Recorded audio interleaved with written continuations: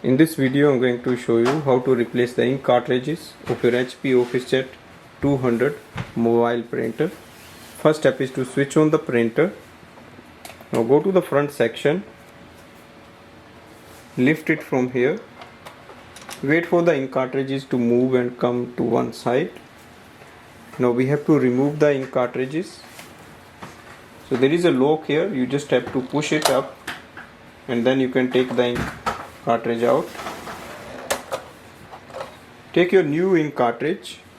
So this printer uses ink cartridge 62. Now take your new ink cartridge and place it here. Push it little bit back under this lock and push it forward.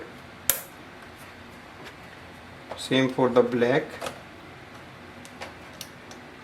Once you hear the lock sound, that means it is installed properly. Close this window and wait for the confirmation on the main screen. Go to the main screen and here you can click on the cartridge information. Select estimated cartridge level and press OK. So this will give you the estimator of that.